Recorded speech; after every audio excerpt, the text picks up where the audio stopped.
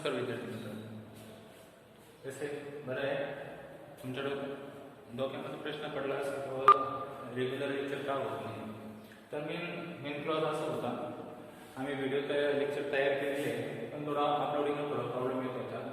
तरी पण आता उद्यापासून रेग्युलर लेक्चर होतील. आता तुम्हाला फर्स्ट इयरला कोणते सब्जेक्ट आहे ते मी पहिले सांगतो. तर बेसिक सायन्स,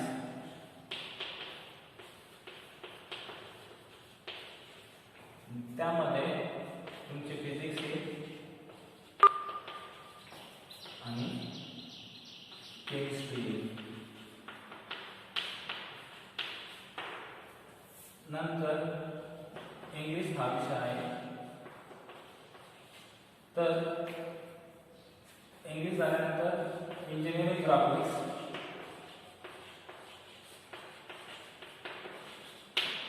नंतर मैथमेटिक्स,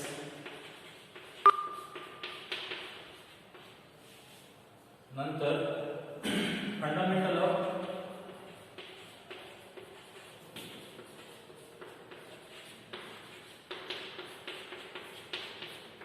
ICT आणि वर्कशॉप. किती सब्जेक्ट झाले? 1 2 3 4 5 आणि 6. त्यापैकी फिजिक्स आणि केमिस्ट्रीला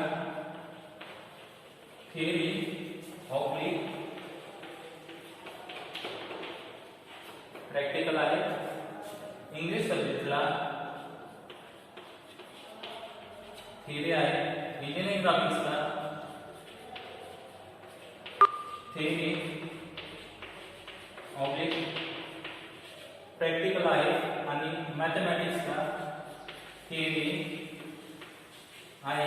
फंडामेंटल ऑफ ICT चे तुम्हाला थिअरी आणि प्रॅक्टिकल आहे आणि वर्कशॉपचं तुम्हाला काय आहे? प्रॅक्टिकल आहे.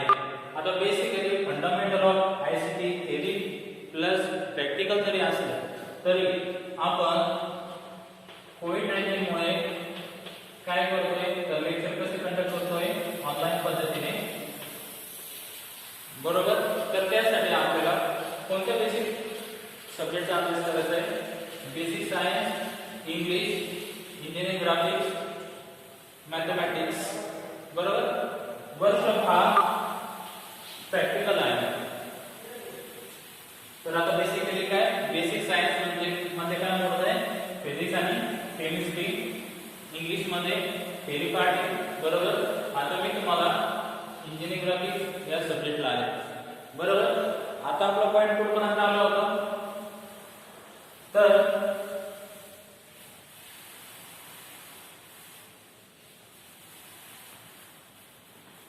तर आपला पॉईंट कुठपर्यंत आला होता?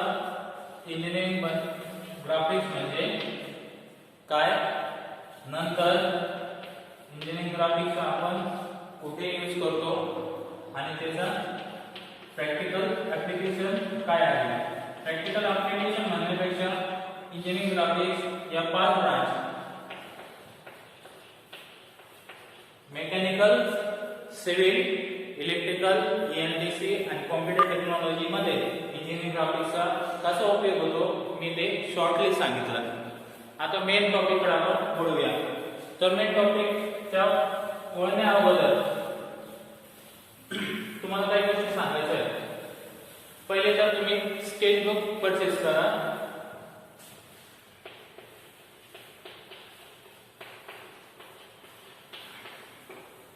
लार्ज साइज मध्ये,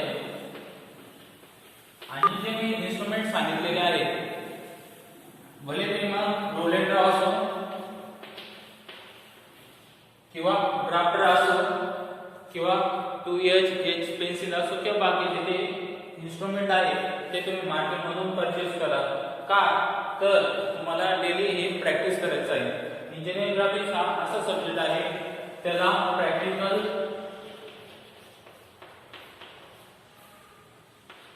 प्लस थेरी आहेच, पण महत्त्वाचा पार्ट आहे प्रॅक्टिस. तुम्ही 5वी ते 10वी मध्ये चित्रकला हा सब्जेक्ट शिकला असेल किंवा काही जण नसेल शिकले तर त्यावेळी तुम्ही ड्रॉइंग काढत होते बरोबर. पण त्या ड्रॉइंग मध्ये आणि टेक्निकलच्या इंजिनिअरिंग ग्राफिक्स मध्ये जमीन आणि आसमानचा फरक आहे. त्यासाठी तुम्हाला काय लागणार आहे प्रॅक्टिस. कारण की प्रत्येकाला सवय नसते की ड्रॉइंग काढायची. सुरुवातीला काय होतं तर त्यांच्या काही चुका होतात. त्या चुका टाळत तो परफेक्ट होतो. पण तो केव्हा परफेक्ट होतो तर त्याने प्रॅक्टिस केल्यानंतर बरोबर. आता हे झालं स्केचबुक विषय. आता स्केचबुक मध्ये काय करायचं जेव्हा मी थेअरी लेक्चर कंडक्ट करणार बरोबर त्यावेळेस जे थेअरीचे मी तुम्हाला असाइनमेंट सांगणार किंवा व्हिडिओ मध्ये मी जे लेक्चर कंडक्ट करणार आहे ते तुम्ही बारकाईने अभ्यास करायचा आहे आणि ते ड्रॉइंग पुढे काढायचं आहे स्केचबुकवर. आलं लक्षात. तर आता नेक्स्ट पार्ट कडे वळूया. हे झालं तुमच्या थेअरी संदर्भात. आता प्रॅक्टिकल मध्ये काय करणार आहे आपण ते लक्षात समजून घ्या. तर प्रॅक्टिकल मध्ये थेरिटिकल पार्ट असतो तर ड्रॉइंग मध्ये जे मी एक्झाम्पल घेणार आहे भले ते पार्ट ड्रॉइंग असो तुमचे काही प्लॅन असो किंवा तुमचे काही सर्किट असो जे मी थेरी लेक्चर मध्ये कंडक्ट करणार आहे. पण तुम्हाला ते घरी कशावर ड्रॉ करायचे तर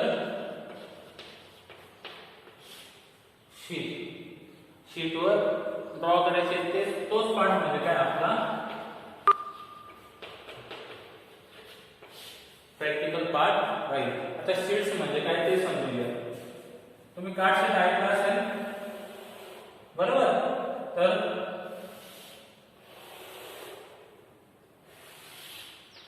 अशा पद्धतीने शीट असते.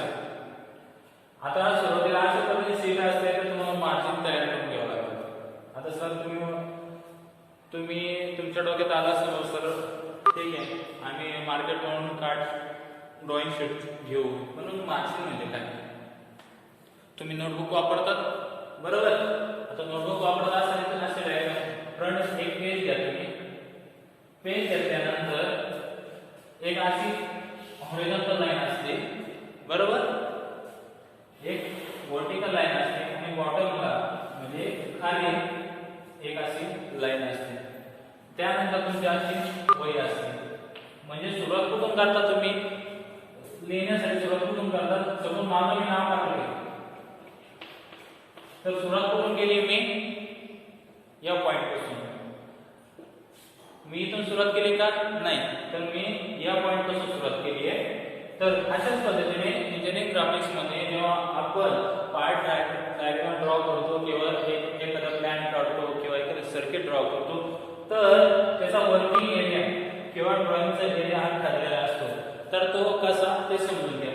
तर लेफ्ट साइड पासून 20 mm डिस्टन्स सोडावा लागतो. म्हणजे किती आले डिस्टन्स 20 mm.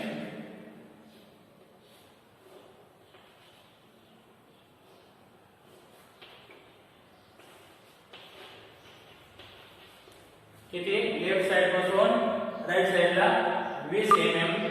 टॉप पासून खाली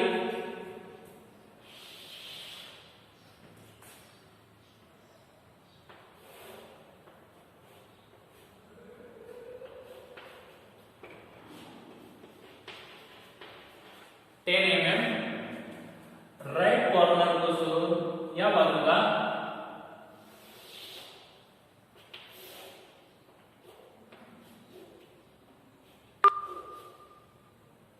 10 mm आणि बॉटम साइडला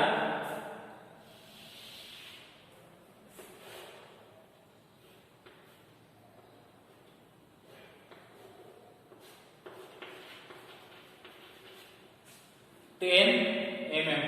म्हणजे तुमचा एरिया डिसाइड झाला.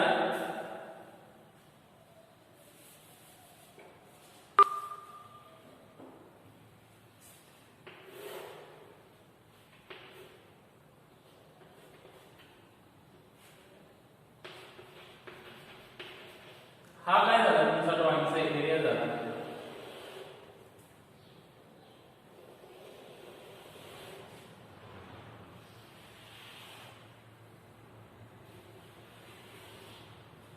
हा काय झाला तुमचा ड्रॉइंगचा एरिया. त्यावेळेस राईट कॉर्नरला तुम्हाला एक ब्लॉक तयार करावा लागतो. त्याला काय म्हणतो आपण,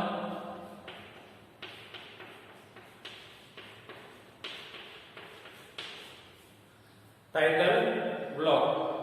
आता आपण वेगवेगळे स्टँडर्ड आहे टायटल ब्लॉकचे, वेगवेगळे साईज आहे, पण आपल्या बुक मध्ये किंवा तुम्ही जे बुक रेफर करणार त्यामध्ये साईज दिली आहे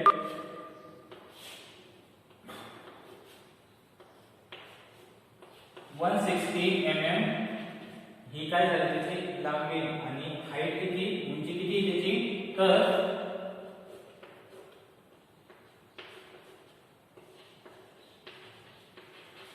63 mm.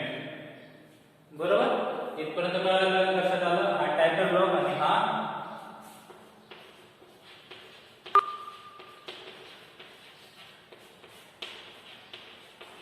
झाला तुमचा ड्रॉइंग एरिया. इथपर्यंत सगळ्यांच्या लक्षात आलं. आता नेक्स्ट पार्ट जो युनिटचा महत्त्वाचा पार्ट आहे,